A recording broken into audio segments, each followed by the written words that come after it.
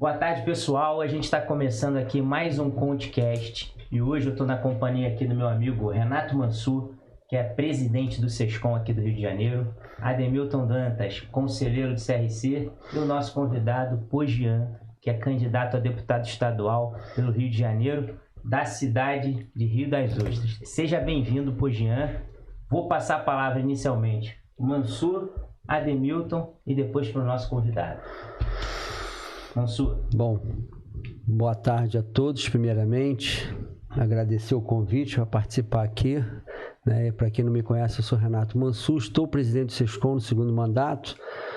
Estamos fazendo esse podcast, o ConteCast, né?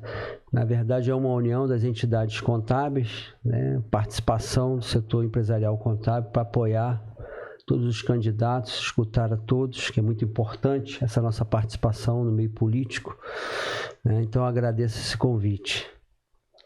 Ademilton. Então, Rafa, estamos aqui hoje feliz da vida, né, com um candidato que é contador, né? Pogian é contador. Ele vai falar um pouquinho dele, não posso falar muito, deixar a surpresa para depois, mas agradecer aí o convite, né? Como o Rafael falou isso, sou o Ademilton Dantas, conselheiro do CRC, fui presidente da Associação dos Contadores lá de Cabo Frio, da região dos Lagos, e como o Mansur bem colocou, a união, né, das entidades, das associações, dos sindicatos, da federação, semeou nesse projeto aí do ConteCast para ouvir os políticos, né, os candidatos a algum cargo político. Isso é bem legal. Ótimo, Pogian. Primeiro, novamente, te agradecer pela presença. Queria que você desse a tua saudação inicial e já te faço a primeira pergunta. Como foi que você começou a tua jornada aí na política? Boa tarde, Rafael. Boa tarde, Mansur, Ademilton. Boa tarde a todos. Boa tarde à classe contábil, né? A classe contábil. Bem, rapaz, a minha vida política se confunde com a história da minha vida pessoal, né? Você acabou de dizer que eu sou lá de Rio das Ostras, não sou garoto do interior. Lembra do Belchior? Rapaz latino-americano, sem dinheiro no banco, sem parentes importantes. Esse é o Pogian. Pogian é bem assim. De família muito simples, filho da dona Tereza com o seu Raimundo. Seu Raimundo trabalhou de motorista a vida inteira para garantir o sustento da família. Minha mãe era dona de casa. Mas eles são, né? Porque o meu pai ainda vive, minha mãe já não vive mais. Mas eles, naquela ocasião, naquela época, eles já eram pessoas visionárias. Meu pai sempre dizia para mim assim: olha, meu filho, melhor do que ficar atrelado a um volante é você estudar. Então você vai estudar. Dentro do que eu puder, dentro das minhas possibilidades, eu vou fazer de tudo para que você possa estudar. E naquela época, lá no interior, como é que eu vou te dizer? O nível do ensino era igual para todo mundo. Então, na escola em que eu estudava os garotos, as garotas, né, de classe social melhor. Então a gente teve ali mais ou menos o mesmo padrão. De modo que eu estudei a vida inteira na escola pública. A vida inteira. Do meu jardim de infância, a pós-graduação que eu tive a oportunidade de fazer, passando pela graduação na Universidade Federal Fluminense, a vida inteira eu estudei na escola pública. E estudei, aprendi, né? Sou grato a isso. A contabilidade chegou na minha vida por uma necessidade. Eu não a escolhi, eu fui escolhido por ela, porque num determinado momento da minha vida eu fiquei desempregado e eu tinha terminado o curso técnico de contabilidade fazia uns 2 anos mais ou menos, e eu falei para minha mãe assim: olha, mãe, eu vou tentar a sorte como um profissional autônomo. E já se vão 28 anos como profissional da contabilidade. Bem, atrelado a isso, lá ainda na questão do ensino fundamental, né? Naquela época a gente chamava de ginasial. Eu fui candidato a presidente do Grêmio Estudantil aos 14 anos de idade. Só que eu era muito tímido, e aí me botaram para fazer um discurso uma vez. Eu entrei mudo e saí calado. Perdi a eleição, claro, não tinha como ganhar uma eleição assim. Mas desde aquela época eu já gostava e eu já militava na política, né? E na política, é normal, na política do nosso dia a dia, das nossas vidas, eu sempre trabalhei como contador, como articulador, né, como coordenador de campanhas e tal. Até que em 2016, um grupo de amigos, um grupo de profissionais, um grupo de comerciantes, junto comigo, nós decidimos lançar uma candidatura que não era necessariamente o Pogian, não era o Pogian. Mas em razão da formação profissional, da história de vida do Pogian, o Pogian foi escolhido naquele momento. Então, nós fomos candidato a prefeito de Rio das Ostras em 2016, candidato a prefeito de Rio das Ostras em 2018, né? e 2020. Agora, 2018 tem uma particularidade ainda, uma particularidadezinha aí, porque o prefeito naquela época, ele perdeu o mandato no meio do caminho. E aí tivemos então uma eleição suplementar e eu participei então em 4 anos de 3 pleitos para prefeito, né? Não é para qualquer um, né? Cara, muito legal, né? Mansur, fazer uma pergunta para o nosso colega. Pô, Jean, assim, você que está aí pleiteando, né, uma cadeira no parlamento aí do estado do Rio de Janeiro, e a gente sabe que o estado hoje é um estado que tem uma das maiores alíquotas, né, do ICMS. Isso aí emperra muitos investimentos, né, atração de investimentos, né, para o estado. O que você acha disso? Ou o que você acha que seria uma solução viável? Não de curto, mas pelo menos de médio prazo para a gente. Eu acho que isso é uma preocupação para os investimentos empresariais. Essa é uma pergunta difícil para o parlamentar, viu, Mansur? Porque passa necessariamente por uma questão de gestão. Nós 4 aqui somos contadores, nós sabemos bem quando é que a gente pode reduzir um ganho. A gente pode reduzir um ganho quando a gente consegue minimizar, quando a gente consegue reduzir o gasto. Então o Estado do Rio de Janeiro precisa, não só o Estado do Rio de Janeiro, mas o Brasil em si, para falar em redução de carga tributária, ele precisa fazer uma lição de casa que é muito ruim para as políticas que a gente tem visto acontecendo no Brasil. Que é o quê? É reduzir despesa. Você precisa reduzir despesa. Você precisa enxugar a máquina pública. A máquina pública hoje ela é muito pesada, ela demanda muita arrecadação, né?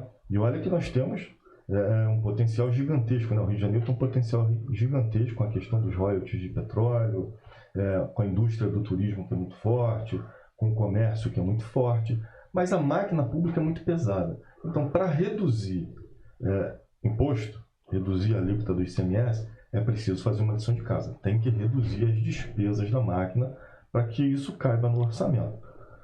O parlamentar pode ir lá? Pode brigar, vai lutar para diminuir, para reduzir a alíquota do ICMS. Mas se quem está no executivo, que tem a caneta, né, que pode ordenar a despesa, não fizer a lição de casa, não vai ter parlamentar no Brasil que vai conseguir brigar com sucesso pela redução de alíquotas de impostos. Eu tava ouvindo o Jean falar, né, Rafael? Eu ouço várias histórias de contadores, como iniciou, né? E a maioria é escola pública, tal, fez o 2º grau, técnico, depois alguns fizeram faculdade. Isso é bem interessante ver que a nossa profissão consegue... A pessoa sai do, vamos dizer assim, do 0, né, para o 100, é uma profissão muito próspera. Pois já, então, você hoje tem um escritório, né, você tem uma empresa de contabilidade, né, lá em Rio das Ostras. Sim. Mas o que te levou a querer ser candidato a deputado estadual? Pô, você vai abandonar a sua empresa, vai deixar de cuidar dos seus clientes? O que te motiva a ser candidato a deputado estadual? Olha, Demilton, como é que eu vou te dizer isso? Eu acredito que quem tem o poder de transformar a sociedade é o agente público, né? Ele é o grande agente transformador da nossa sociedade. E como eu te falei, essa questão da política vem no sangue, né? Vem há muito tempo. O gosto de fazer, o gosto de realizar as coisas. Eu já tive algumas oportunidades de participar da administração pública, por 2 ou 3 vezes. Uma delas, inclusive, eu fui secretário de Planejamento em Casimiro de Abreu, e a gente teve uma oportunidade, uma possibilidade de tomar ações, né, de realizar ações lá, que ajudaram a transformar, que ajudaram a mudar a vida daquela cidade. Então é isso que impulsiona a gente na política. O nosso negócio já é um negócio estruturado, né? Eu já sou contador há 28 anos. Então a coisa já está estruturada, já está chegando um tempo em que a gente precisa se aposentar, porque a profissão é uma profissão que toma muito da gente, é uma profissão, né, que toma muito sangue da gente. Então, assim, na medida do possível a gente concilia as duas coisas e contador é multitarefa, né? Você sabe disso. Contador faz coisa... Deu pro contador, ele resolve. Então, a sua ideia, então, é fazer diferença na vida das pessoas, né? Tu quer ser deputado para fazer a diferença, para ajudar alguém a fazer o bem, políticas públicas, coisas boas para que mude a vida das pessoas. Que você sempre fez com as empresas, né? É o que o contador faz, né? Com certeza. Olha, tem algumas questões que acontecem na vida da gente e que marcam. Vou citar aqui o caso de uma cliente, por exemplo, que uma vez me consultando sobre um negócio que ela queria abrir no prédio em frente ao prédio do meu escritório, e eu da minha janela mostrei a ela, né? Ficamos ali 5 minutos parados olhando o movimento no prédio de frente, e eu falei para ela assim, olha, se eu fosse você, eu não montava esse tipo de negócio ali, não vai dar certo. Ela, não satisfeita com a informação que eu passei para ela, ela montou o negócio lá, buscou outro profissional e tal, montou o negócio lá. Com 3 meses ela quebrou e depois ela não quis mais falar comigo porque se sentiu envergonhada, né? Então, o que eu quero te dizer com isso? Que a questão para a gente não é única e exclusivamente financeira. A política não é um meio para a gente se dar bem na vida. Até porque o contador sempre vai ter trabalho, cara. Eu costumo dizer que o contador, Rafael, não fica rico. Eu não sei você, mas eu não sou rico. Né? O Rafael é contador milionário. É milionário? É o Ademilton que diz, fique claro. Então eu costumo dizer, olha, vai ser difícil encontrar um contador rico, mas também vai ser muito difícil encontrar um contador sem trabalho, um contador desempregado, um contador que não sobreviva da sua profissão. Um bom profissional, né? Sim, com certeza. Ô Jean, assim, primeiro eu quero manifestar aqui a minha alegria de ver um contador que atua na contabilidade diretamente, você tem uma empresa de contabilidade, participando do processo eleitoral. Porque eu acho que, pelo menos no Rio de Janeiro, o contador ele não tem essa cultura de se colocar à disposição para concorrer a um pleito eleitoral. Eu acho isso importantíssimo, até para a gente ganhar força como classe, a gente ganhar representatividade de fato. Eu acho que a gente ter contadores no legislativo, no executivo, tanto na esfera municipal, estadual e federal, é muito importante para a gente amadurecer e crescer como classe, porque a gente tem ali uma referência onde a gente vai bater na porta lá e eu tenho certeza que o gabinete vai estar à disposição da gente sendo um contador. E todas as nossas pautas, e como você bem disse aqui, quais são as nossas pautas? As pautas boas, são as pautas de desenvolvimento econômico, tributo, renda, emprego. Por quê? Porque não é só as pautas do dia a dia do contador, mas as pautas dos nossos clientes, que são as empresas. É quem gera emprego, é quem gera renda, é quem fomenta a economia. Então, partindo desse princípio, você falou aqui da tua experiência de 28 anos numa empresa de contabilidade, creio eu que você conheça aí todas as dificuldades do empreendedor no Rio de Janeiro. E aí uma delas, no meu ponto de vista, é a burocracia. Rio de Janeiro hoje, para o cara vir empreender, ainda que a gente tenha em fase de início aí a lei de liberdade econômica, os convênios, junta comercial, com o Estado, com municípios, a gente ainda percebe uma grande burocracia no Estado para o empreendedor. Então, mediante isso, eu queria saber quais são os seus projetos para diminuir a burocracia e facilitar a vida do empreendedor e, lógico, a vida do profissional de contabilidade. Olha, como se já não bastasse eu ser contador, eu trabalho prestando serviços de consultoria para o Sebrae desde 2009. Então já temos aí uns 12 ou 13 anos. E o trabalho de consultoria para o Sebrae é nada mais, nada menos do que mostrar para o empreendedor como é que ele pode cuidar melhor do seu negócio, como é que ele pode vencer essa questão da burocracia, como é que ele pode administrar melhor, como é que ele pode ter mais intimidade com a questão financeira. Tudo que a gente já aplica no nosso dia a dia com os nossos clientes. Mais do que futuro, eu quero falar um pouquinho do passado. Quando eu disse que trabalhei em Casimiro de Abreu como secretário de planejamento e tive a oportunidade de ajudar aquela cidade, nós tivemos a possibilidade, né? Nós tivemos a oportunidade de implantar ali em Casimiro de Abreu uma delegacia da Junta Comercial. Naquela época, o polo empresarial, como ainda é até hoje, é Macaé. É o grande polo empresarial da região, é Macaé. Mas a prefeitura de Macaé não quis, naquele momento, não se interessou naquele momento por uma delegacia da Junta Comercial. Então, uma vez trabalhando em Casimiro de Abreu, eu implantei lá a delegacia da Junta Comercial de Macaé. E logo na sequência, Macaé se interessou, porque Casimiro era tão pequenininho que acabava ofuscando Macaé diante de um processo tão grandioso como esse. Então, Macaé, logo na sequência, instalou a delegacia de Casimiro de Abreu. Em Casimiro de Abreu ainda nós trabalhamos a elaboração e a aprovação da Lei Geral da Micro e Pequena Empresa, com um detalhe muito importante, viu? Casimiro de Abreu para quem não conhece, tem um patrimônio histórico lá em Barra de São João muito valoroso. Nós temos lá arquiteturas da época de Casimiro de Abreu, da época que Casimiro de Abreu era vivo. E o comerciante, né, o empresário de maneira geral, ele avança muito sobre essas questões, e o mercado é muito dinâmico e tal, e nós colocamos uma cláusula na Lei Geral da Micro e Pequena Empresa, protegendo também a questão do patrimônio histórico, permitindo que o empresário avançasse, mas que também fizesse a proteção do patrimônio histórico, uma preocupação nossa ali dentro desse contexto. Então, trabalhar a desburocratização, lutar pela facilidade de geração de negócios, criar um ambiente, né, salutar, saudável, para que principalmente o pequeno, né, o micro e pequeno empresário, que é quem oportuniza, segundo estudos do Sebrae, 7 empregos a cada 10 que são gerados nesse estado, sem dúvida nenhuma, uma das nossas metas que está no sangue, né? Não só genuinamente o contador, eu também sou genuinamente empreendedor. E conheço, como você falou, todos os detalhes, todos os meandros desse processo, que precisam, com certeza, alguém para estar ali o tempo todo brigando por melhorias. E aí, quando eu falo brigar por melhorias, tem uma coisa, Rafael, que a gente precisa deixar muito claro para quem nos assiste, para o contador que nos assiste, que é assim: pode o deputado realizar e executar? Não, não pode. Mas ele pode propor soluções que sejam saudáveis, que sejam viáveis e, sobretudo, ele pode perturbar o governador o tempo todo, fica ali no ouvido do governador, perturbando o tempo todo, de que aquilo que ele está propondo é bom para todo mundo, é bom para aquela categoria e que merece ser feito. Tá ótimo. Mansur.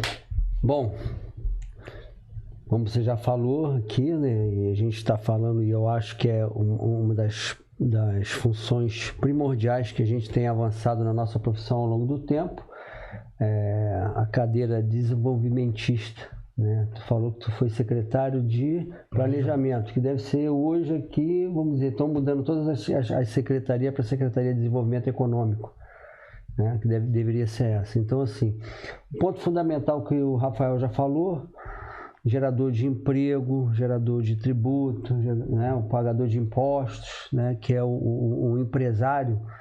Então, assim, quais são os projetos que você tem hoje na tua candidatura de deputado estadual? Qual a tua pauta? Então, digamos que você aqui já falou bastante, nós já apresentamos aqui a questão da desburocratização, entre outros, né? Qual seria a pauta para a gente avançar melhor aí no teu projeto de candidatura? Olha, Mansur, a gente tem que continuar propondo ações que cada vez mais facilite, né, o acesso ao mercado de novos negócios, que novos negócios consigam se estabelecer. Então vamos colocar dessa forma. Nós precisamos trabalhar para que o contador, cada dia mais ou cada dia menos, ele se torne menos sobrecarregado com as questões tributárias e que nos permita, de fato, fazer contabilidade para que a gente possa auxiliar quem efetivamente nos paga, que é o nosso cliente. E muitas das vezes a gente fica ali enrolado naquela questão toda de entrega de obrigações, naquela burocracia toda, e a gente não tem tempo de orientar o nosso cliente. Perfeito. Isso é fator, assim, preponderante na luta pela classe contábil. E a representatividade que a nossa categoria precisa ter, sabe? O contador, ele precisa ser ouvido diante de decisões que normalmente o governo toma, que é muito boa para o governo, mas que é uma porcaria para quem empreende e é uma porcaria para quem faz esse meio de campo. Eu costumo dizer que contador é igual marisco. Se tem um tempo. Né? A gente está entre a rocha e o mar, cara, e a gente apanha de todos os lados. Então, o contador precisa efetivamente ser representado. Nós temos alguns contadores, ou temos vários contadores aí no Congresso Nacional ou na Assembleia Legislativa, devemos ter. Mas essas pessoas quase nunca, ou pelo menos eu nunca vi, nenhum deles se apresentar efetivamente como contador e defender uma pauta que seja efetivamente voltada para a nossa categoria. Bom saber isso, né? Um contador na Assembleia. Pois, Jean, você falou aí que já é empresário contábil, né?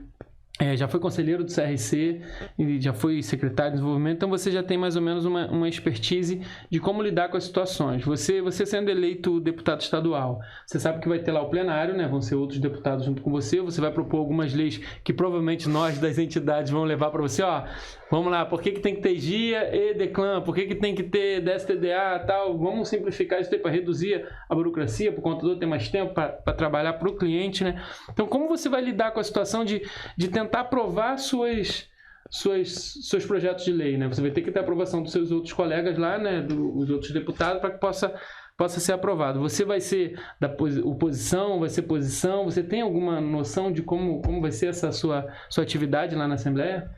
Eu vou dizer para você o que a gente aprende quando faz coaching, que toda liderança é situacional, né? Então você se torna um líder em determinada situação, determinado objetivo.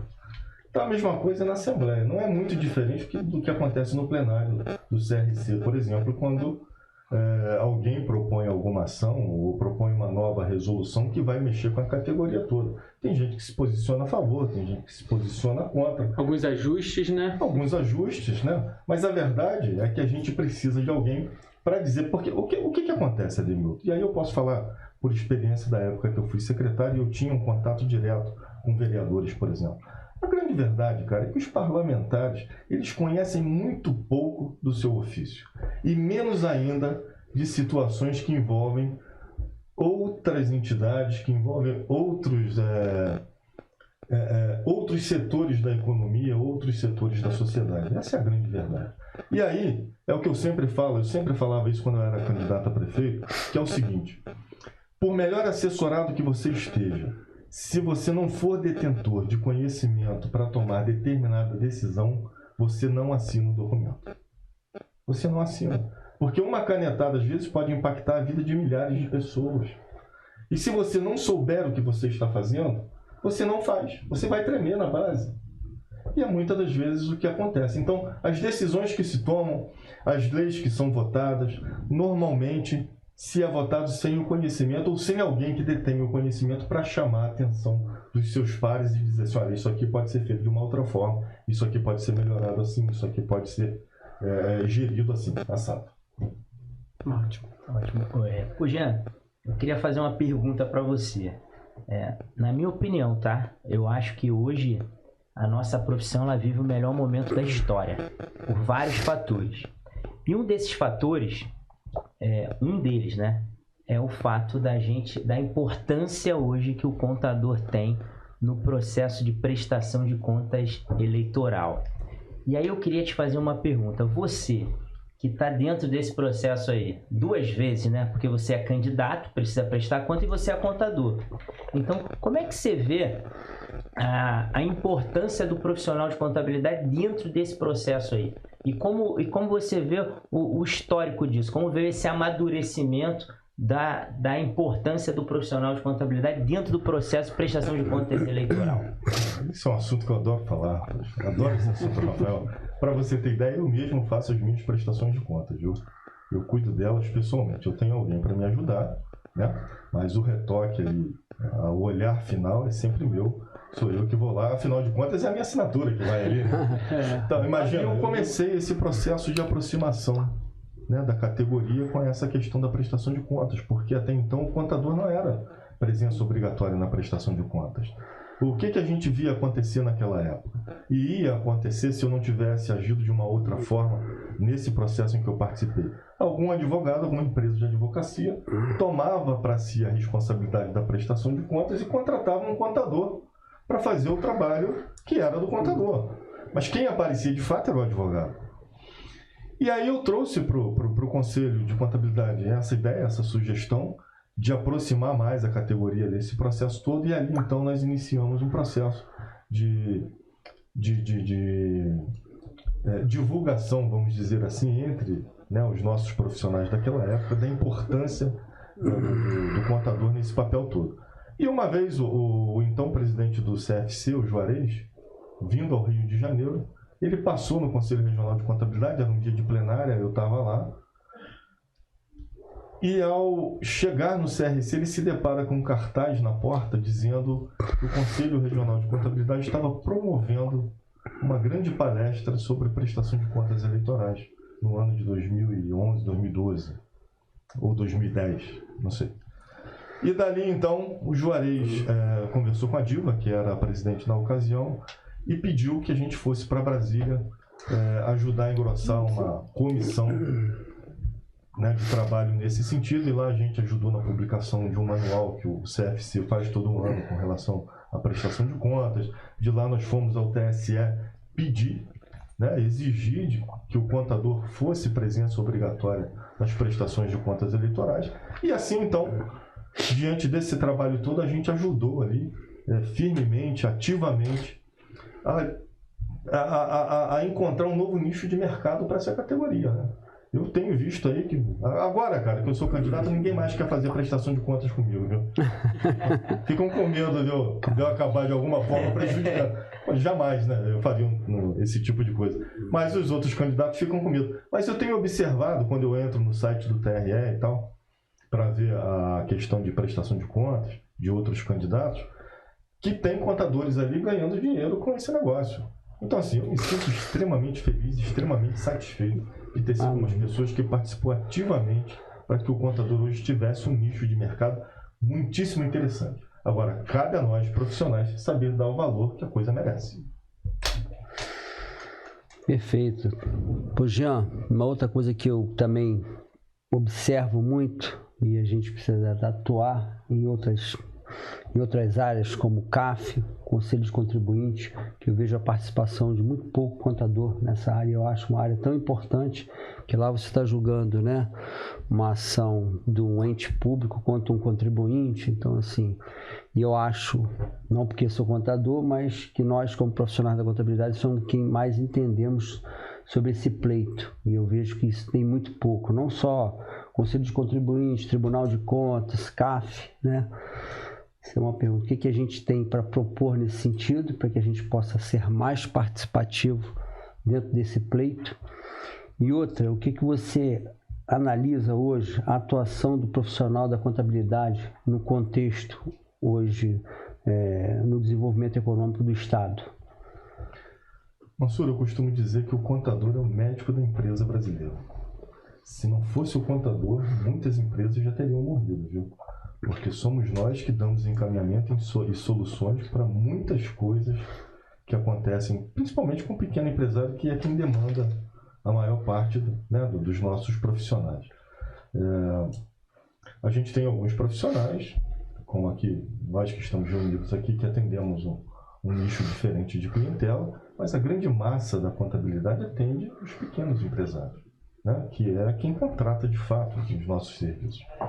Então, o contador, ele tem esse papel na sociedade. Ele é o médico das empresas brasileiras. É ele que dá o remédio quando a empresa precisa, é ele que dá a solução. É ele que faz ali a conversa com a Receita Federal, a conversa com o Estado, a conversa com a Prefeitura. E que muitas vezes não recebe por parte desses organismos, né, dessas instituições, o tratamento que ele precisa merecer.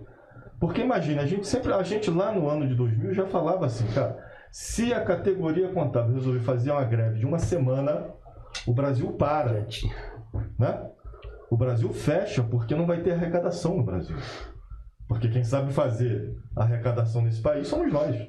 Então, o Brasil para. Então, a nossa categoria ainda não sabe a força que tem, não sabe o elefante que é para poder fazer essa máquina girar. E isso aí, cara, é um papel que o deputado tem que fazer. Isso daí é papel do deputado genuinamente contador. Tem que ir lá e tem que brigar por abertura em todos esses nichos aí, né, de atuação, seja no CAF, no Conselho de Contribuintes, nas prefeituras, no Estado, na transparência, na compliance. A gente precisa atuar em tudo isso. Por isso que é importante que o contador tenha um representante genuinamente da categoria, porque ele vai saber exatamente como influenciar no processo para que a gente tenha. Um grande exemplo disso que nós vivemos recentemente foi a junta comercial. Quando administrada por um contador, sofreu uma revolução sem igual. É verdade. Então, Jean, você falou aí dos profissionais de contabilidade, né? Só para reforçar aqui, hoje nós somos 54 mil profissionais de contabilidade e 11 mil empresas que vocês contam aqui, o Mansur não deixa eu mentir, né? 11 mil empresas contábeis. Se você botar aqui cada empresa, vou botar aqui as empresas pequenininhas, tá? Tem 3 funcionários aí, dá 23 mil pessoas. Vamos excluir do Rafael, que deve ter uns 200 funcionários, que é o contador rico, brincadeiras à parte. Então a gente tem 23 mil. Se você jogar que cada profissional desse, quando eu digo profissional, é técnico, contador, tem uma esposa ou que tem um marido, ou que tem um filho, alguém da família, vamos botar por 2 aí, são 108 mil. Então, 108 mil mais os 23 mil profissionais que trabalham, pô, dá quase, vamos botar mais de 120 mil pessoas, né, votando, 120 mil votos. Você sabe no seu partido, né, qual o seu partido e qual o coeficiente eleitoral dessa campanha, você deve ter esses números, deve ter estudado isso, e quantos votos você precisa para se eleger, visto que, teoricamente, vamos supor que você precisa de 10% de 120 mil votos. Só aí já dá uns votos necessários para se eleger, né? Um pouquinho antes de você chegar, eu fazia essa conta com o Rafael. Só que eu não tinha esses números tão apurados assim quanto você. Então, eu falei com o Rafael mais ou menos algo em torno de 60 mil na categoria, mas você está me apresentando aí 60 mil é só os profissionais. 130 mil, eu já fiquei mais feliz. Porque imagine você, eu venho de uma base que é a minha cidade, Rio das Ostras, com 90 mil votos. Eu tenho ali a cidade onde eu nasci e cresci, que foi Casimiro de Abreu, com mais uns 30 mil votos. A minha família mora ali, então todo mundo me conhece e tal. Então, são 120 mil votos. Mais 120 mil votos aqui, a gente tem 240 mil votos. As estatísticas do meu partido, que se chama Agir 36, aponta que o candidato que fizer algo em torno de 20 mil votos, ele está eleito. Então, a nossa categoria tem perfeitamente condições de eleger um contador. Está nas nossas mãos, só depende da gente. Também. Só 20 mil votos, sim. Se só as empresas de contabilidade votarem, então nem tô falando dos profissionais, já dá os 20 mil votos. É muito pouco. Certo. E a gente precisa de uma representatividade lá, a gente precisa ter alguém que a gente cobra. Esse é o nosso representante, é a pessoa que a gente pode chegar lá e propor os projetos e cobrar dessa pessoa. Muito bom. Esse é a Agir 36, o partido dele é o quê? É o antigo, é novo? Como é que partido que eu não conheço? Ele se chamava PTC. Partido Trabalhista Cristão. E aí mudou, fez uma reformulação, né, na questão ideológica do partido e aí aproveitou, trocou de nome, repaginou também outras coisas, modernizou o partido, vamos dizer assim. Ótimo. Legal. Pô, Jean, a gente vê hoje o nosso cenário brasileiro aqui, político, né, principalmente na ponta lá, a gente vive uma polarização. Você vê que hoje não existe, pelo menos no meu entender, não existe terceira via. A gente tem 2 candidatos à presidência, um no polo, outro no outro, e a população, né, vive numa guerra, que eu acredito que essa guerra aumente aí nos próximos dias. Guerra que até eu vejo gente com medo de postar alguma coisa ou de dar sua opinião em relação ao candidato A ou B, por medo de ser, às vezes, até agredido, né? Não fisicamente, mas oralmente. Enfim, a gente sabe também que quando você sendo eleito, você vai estar ali na LERJ, e a gente sabe que está na LERJ. E para você, qualquer parlamento, para você caminhar bem, eu acho que o fator principal é saber dialogar.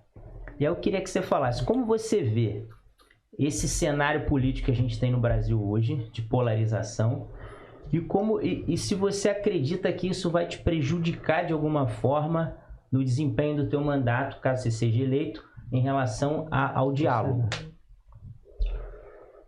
Olha, eu sempre achei que o melhor caminho é o caminho do equilíbrio, o caminho do bom senso. O contador que não tem bom senso está falido, né? Então, eu sempre parti desse princípio. Independentemente de esquerda ou de direita, esse momento difícil aí que a gente vive, porque realmente a polarização está muito acirrada e a gente vê as pessoas violentas nas ruas por conta disso. E aí, graças a Deus, o meu partido não tem candidato a presidente, não tem candidato a governador. A gente tem chapa apenas para estadual e federal, o que de certa forma nos dá leveza para trabalhar, porque a gente não precisa estar defendendo nenhuma bandeira nem outra. mas eu defendo a bandeira do bom senso, a bandeira do equilíbrio, a bandeira do que é bom para a população. Então, Rafael, assim, né, diante da pouca experiência que eu tenho, diante do que eu já vivi, eu não tenho dificuldade em me relacionar com as pessoas. Eu não tenho dificuldade de fazer propostas, porque eu não faço propostas indecentes, eu não faço propostas que vão beneficiar apenas a mim, né? Mas eu faço propostas para o todo, para o conjunto da obra.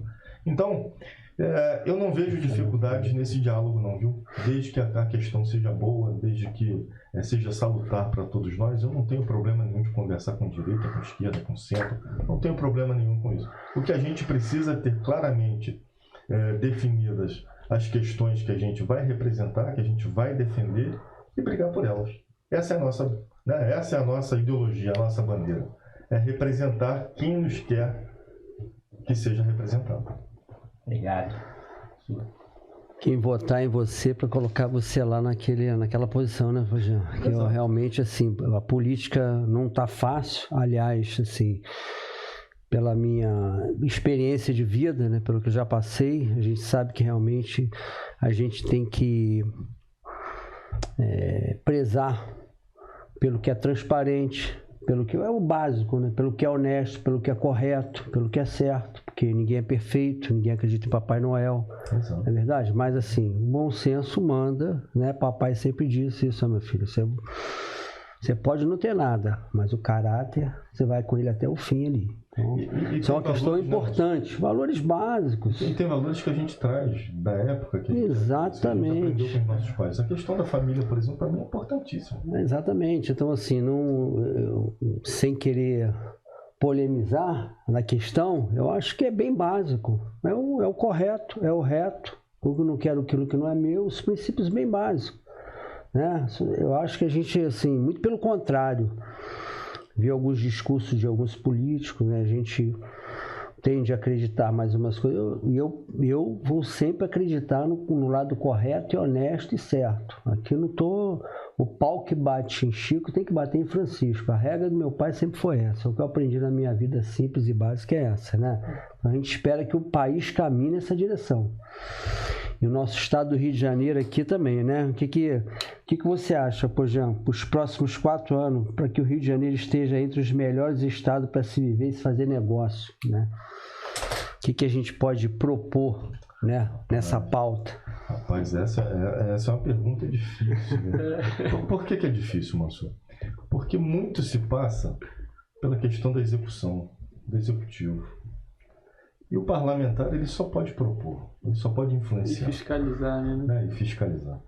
E o Estado do Rio de Janeiro precisa de muita coisa, né? O Estado do Rio de Janeiro precisa de uma segurança melhor, precisa de saúde melhor para a sua população, principalmente para a população mais carente, a população que precisa mais. O Estado do Rio de Janeiro precisa avançar com a questão da mobilidade urbana. A gente precisa avançar demais com isso. E não é só a capital não, o interior também. O Rio das Ostras está uma tragédia. Transporte? Não só transporte, mas com mobilidade. Não, Cabo Frio. Né? Você vai a Cabo Frio, na hora de pico ali, você fica 1, 2 horas engarrafado. Né? Então, tem uma série de coisas que o Estado do Rio de Janeiro precisa avançar. É possível? É possível, eu acredito. Acredito, se a gente eleger um governador de bom senso, um governador que queira realmente fazer, olha, eu, enquanto deputado, ele pode contar comigo para o que der. Isso aí, não tenha dúvida disso. Você está fazendo pergunta difícil para o candidato, hein? Daqui a pouco ele vai te pegar lá fora. Então, a gente, normalmente, né, os candidatos, cada um tem uma bandeira que levanta, que é a bandeira mais forte, e você levanta a bandeira da contabilidade. O que você acha, cara, dessa alíquota do 19% de ICM do estado do Rio ser a maior do Brasil, né? 19%. Você tem algum projeto para tentar reduzir isso? O que você acha dessas alíquotas? Como que você vê a situação de trabalhar uma forma de diminuir, reduzir, né? A gente sabe que o Rio de Janeiro tem que crescer, né? Tem que decolar. Para as empresas virem para cá, tem que ter benefícios fiscais. Então, com 19% de ICM, eu acho difícil a pessoa querer vir para cá e trazer a sua empresa? O que você acha desse do ICM, que é mais específico para o Estado? Eu acho que isso é resultado de ações que governos passados já tomaram e prejudicaram demais a nossa economia, né? E como eu falei logo no início do nosso programa, a máquina pública é muito pesada. Então não adianta a gente falar de redução de carga tributária se a gente não falar em redução de gastos. É preciso uma coisa caminhar paralelamente com a outra. Que é um absurdo o Rio de Janeiro ter a maior alíquota de ICMS do Brasil, é um absurdo. Mas a gente viu tantas questões aí de incentivo fiscal que não foram boas, que não foram saudáveis para a economia. Né? A gente presenciou aí, a gente tem governador preso por conta de desvios escandalosos de verba. Se tudo isso fosse computado de fato, eu garanto para você que essa alíquota aí não precisaria chegar a 10. Se a coisa fosse realmente transparente e atendesse ao objetivo ao qual ela se propõe, não precisaria chegar a 10. Todos nós estaríamos muito mais felizes. Então, essa obra aí vai exigir um esforço muito grande de muitas pessoas, vai exigir um esforço para que se dê um novo rumo, de fato, para o Rio de Janeiro. Aí sim, acho que a partir desse momento em que a gente tiver uma liderança que consiga colocar dessa forma, a gente consegue fazer a redução não só do ICMS, mas de vários outros tributos. Vou dizer uma coisa aqui para vocês, meus amigos, né, rapazes como você, Demilton, a gente que já está um pouco mais maduro, pode ter certeza, essa eleição é uma das eleições mais importantes da história do Brasil, senhores e senhoras que nos escutam aí, tá certo? A gente tem que ter uma consciência muito forte, entendeu, Rafael? Agora a gente vai decidir o rumo do país. Não só do país, do estado do Rio, né? A gente sabe tudo. aí... Isso é uma eleição importantíssima. Então a gente tem que ter essa consciência. Eu falo com minha filha, a gente tem uma filha de 24 anos, enfim, então a gente sabe como é que é a juventude. Então a gente tem que botar a consciência, chegar lá e conversar e falar, olha, é o seguinte, aqui não é ideologia, a gente é fatos e números. Eu não gosto nem de Pedro, nem de Antônio, nem de nada. Eu estou olhando para a sociedade. Para olhar para a sociedade, precisa fazer o que é certo. Igual no condomínio. Quem administra melhor? Quem economiza água? Quem economiza luz? Quem faz fechar positivo? Porque esse positivo vai repercutir no nosso bolso. Então, eu acho que, como você falou, eu fiz a primeira pergunta aqui. A Demilton até reiterou aqui na pergunta do ICMS, né? Você falou na primeira e na segunda, é gastos, com certeza, eu concordo plenamente com você, que sem corte em gastos não tem como você diminuir o bolo da receita, né, do tributo que nós estamos pagando. Então, acho que a gente tem que ter essa consciência. Nossa. Dessa vez, nós vamos ter que decidir muito bem decidido, minha gente, senão... Você, só rapidinho, Rafael, só cortando, aproveitando a deixa do Mansur, esse é um dos objetivos do ConteCast. Fazer com que o contador conheça alguns deputados, que muitas vezes a gente fica, como o Jean falou, dentro do escritório lá, fazendo obrigações acessórias, fazendo um monte de coisa e não tem tempo para política. E nós somos administrados pela política. Então, essa é uma das ideias das entidades de trazer os candidatos mais para próximo do contador para ouvir as ideias. Aí ele decide se o Pojão é bom, se o João é bom, se a Maria é boa. A ideia é essa, que a pessoa vote consciente. Que traga um pouco de política para dentro do escritório de contabilidade também, que a gente vive de política. Mais do que nunca, né? É verdade. Ó, Pojão, eu vou te fazer as minhas duas últimas perguntas, tá? Então, assim, são perguntas abertas aí, você vai ter tempo para falar, mas são perguntas para mim que eu considero importantes. A primeira delas é por que o Pojão quer ser deputado estadual? E a segunda é quais são os principais projetos do Pojão, caso eleito? Por que eu quero ser político? Porque a gente só consegue transformar a sociedade. A gente só vai conseguir promover o bem para a sociedade se a gente tiver boas pessoas com conhecimento e capacidade para atuar dessa forma. Se não, esquece. Vai tudo continuar do jeito que está. Eu costumo sempre dizer o seguinte: não adianta botar um motorista de táxi para pilotar um avião. O avião corre o risco de cair. Então, eu sempre falo isso. Sem menosprezar o motorista, nada disso. Meu pai era motorista profissional, meu pai criou a nossa família com a profissão de motorista profissional, né? Mas assim, é cada um no seu quadrado, né? No seu quadrado, né? Então, é por essa razão que eu quero ser político. Eu acredito que eu posso contribuir firmemente para o desenvolvimento da nossa sociedade.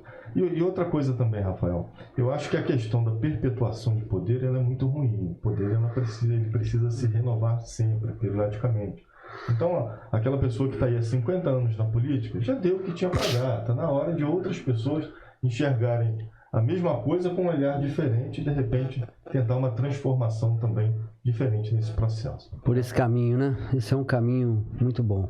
E os principais projetos, Exatamente. caso eleito? Bem, projetos a gente tem alguns projetos locais, né? Para a cidade onde eu moro, para a região onde eu moro. Lá a população reclama muito da questão da saúde. 34% da nossa população, por exemplo, reclama do mau atendimento na saúde. E enquanto deputado a gente tem a possibilidade de ajudar a melhorar isso, porque nós temos lá um hospital estadual fechado há muitos anos. Agora, nesse período eleitoral aí, nessa incerteza toda, a gente vê algum movimento lá, mas a gente não sabe se isso vai durar até a virada do ano, porque a gente já está calejado com essa história, né? Toda eleição se começa uma obra nova e aí se faz 10% da eleição, daqui a pouco. Assim lá em Rio das Ostras tem um hospital estadual, assim lá tem uma Faetec que não saiu da estrutura metálica, está lá, Marizia está comendo aquilo lá há mais de 10 anos. Então, uma das propostas é essa, é olhar para o meu lugar, é zelar por aquilo lá e, né, e transformar, principalmente essa questão da saúde, a gente precisa de um local para um atendimento especializado à mulher. Então, essa é uma das propostas, transformar o hospital estadual que nós temos na região em um hospital especializado em atendimento da mulher. Uma outra proposta é representar e defender a nossa categoria, como não poderia deixar de ser. Genuinamente contador que sou, conheço, sei as dores, né? E a gente pode perfeitamente atuar no remédio para essas dores. A gente pode. Olha, eu costumo sempre dizer o seguinte: o político, quando ele não consegue realizar uma promessa, ele tem pelo menos o dever de chamar a pessoa a quem ele prometeu e explicar o porquê que ele não está conseguindo realizar. Né? Olha, eu vou te prometer aqui que eu vou reduzir a alíquota do ICMS para 10%. Se daqui a 2 anos a gente não conseguir, eu acho que é dever meu voltar aqui, nós 4 aqui, fazermos uma nova conversa e eu mostrar para vocês o porquê que nós não conseguimos reduzir a alíquota. Eu penso que pelo menos isso. Então a gente precisa de alguém para representar, e não só representar, mas também defender a nossa categoria. E uma pauta que eu gosto muito, que é a pauta que eu trabalho, que é a questão da desburocratização e desenvolvimento econômico do nosso Estado. Então a gente precisa potencializar, precisa ouvir quem é da área, absorver as sugestões e transformar isso em ações capazes de potencializar de fato o desenvolvimento econômico do nosso Estado. Obrigado, Jean. Mansur. E a palavra-chave, hein? Desenvolvimento econômico, né? Eu acho que a gente tem que investir muito nisso, viu, Jean? Não só nisso, como na nossa classe profissional, e eu que represento o setor empresarial, sei da força que o setor empresarial tem, sei do elo que somos entre, né, o contribuinte, pessoa jurídica ou física, e o governo, e que a gente precisa ter mais representatividade junto aos governos. Eles precisam entender isso melhor. A gente já trabalha isso há muito tempo, porque, como o Rafael mesmo falou, nós estamos num momento ímpar para a gente conseguir avançar nisso. Então a gente precisa de representatividade dentro dos governos, conselho de contribuinte, entre outros. Então levo aí para você uma pauta nesse sentido também, para você engajar aí a gente nesse contexto que eu acho muito importante. É uma classe que fala muito bem, falando pelo setor empresarial, fala pelo emprego, fala pelo tributo, fala pelo pagador de imposto. Demilton. O Rafael falou que fez as 2 últimas perguntas, eu vou fazer uma minha última também, que senão complica.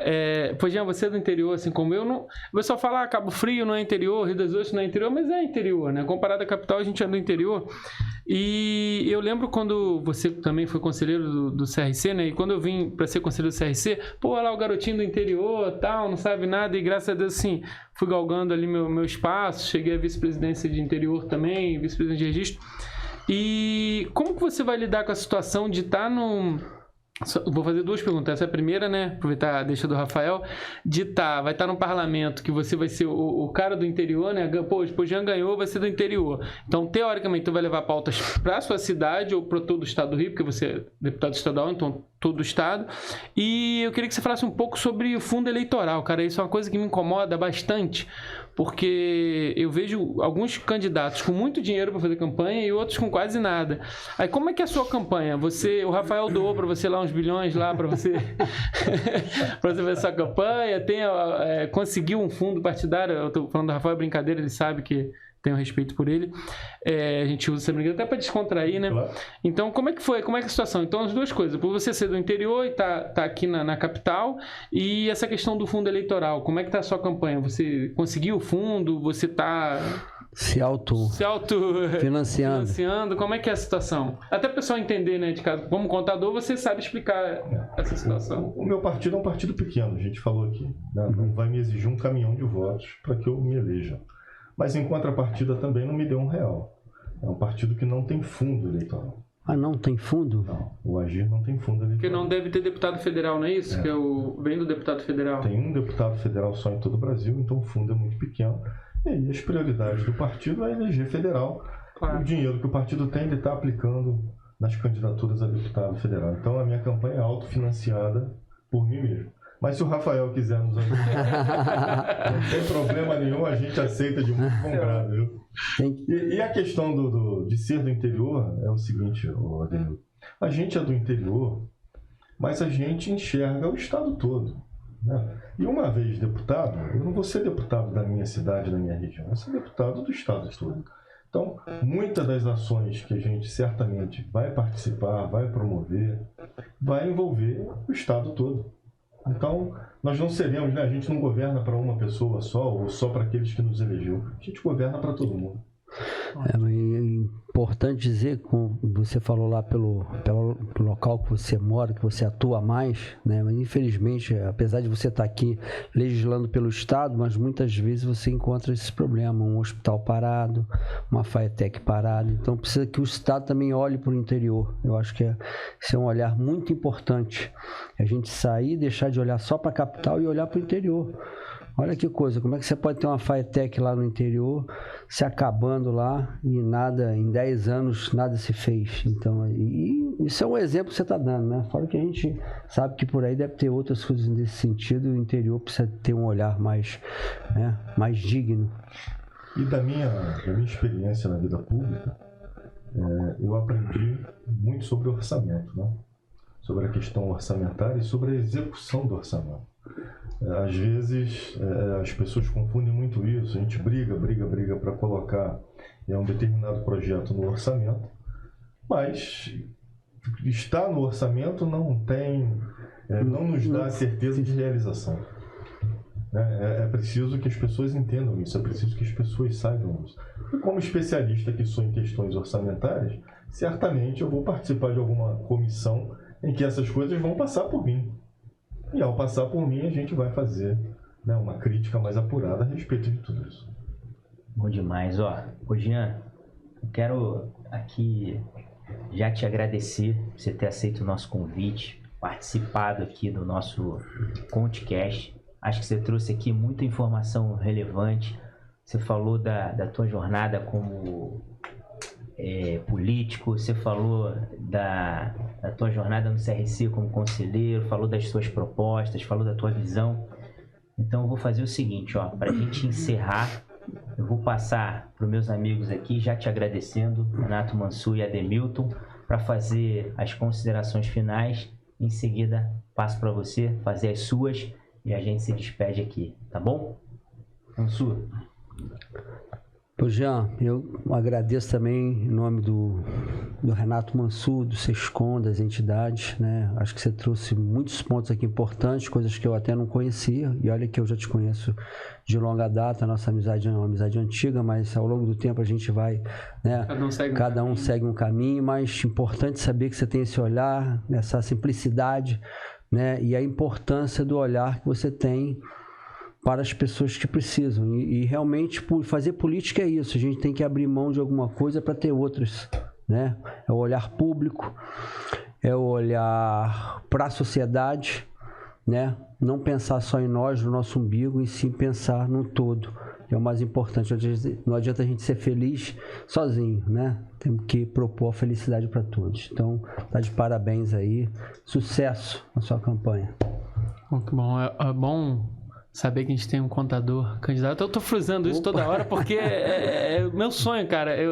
É o sonho que eu tinha, tá, Jean, eu tenho um sonho, ainda vou ver isso sendo realizado, de ter um contador em cada local, um senador, um federal, um estadual, um vereador, um prefeito. A gente vai conseguir, e se Deus quiser, as coisas estão mudando, né? Vamos conseguir fazer.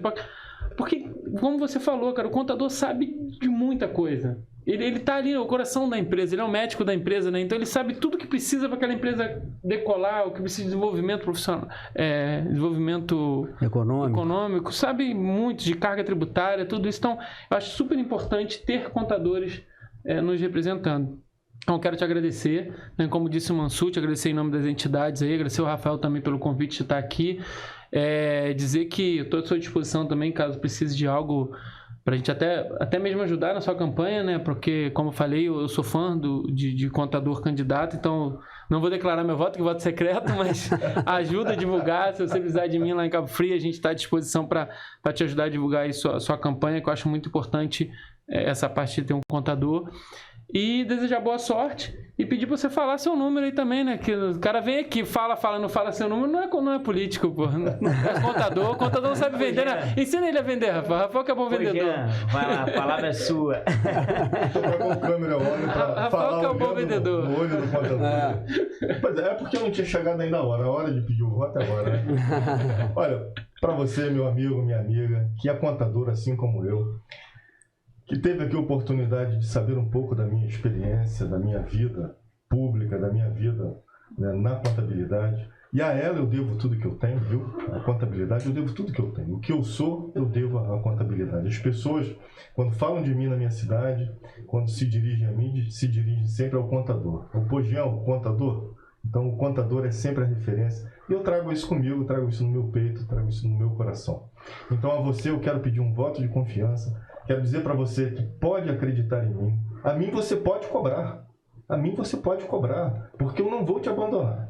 Nunca te abandonei, não vou te abandonar agora. Então eu peço que você não me abandone também nesse momento tão importante para a contabilidade, tão importante para o estado do Rio de Janeiro. No dia 2 de outubro, Pogian 36210. O contador na LERJ. 36210, hein? Eu acho que ele fez um curso de venda com o Rafael. Né?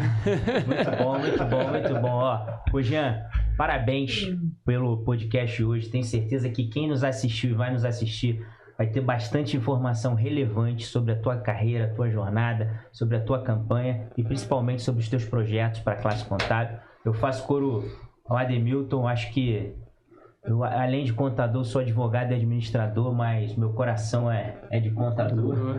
E a contabilidade mudou minha vida. Eu faço coro Ademilton. Meu sonho é que a gente tenha uma classe realmente representada, onde a gente tenha a porta aberta nos gabinetes aí, que a gente possa de fato debater as nossas pautas e levar na certeza de que a gente vai ter alguém defendendo ali a nossa bandeira. Então, parabéns. Obrigado, Ademilton. Obrigado, Mansur. Obrigado, Pogian. Pessoal, a gente fica por aqui. Mais um ConteCast. Até a próxima.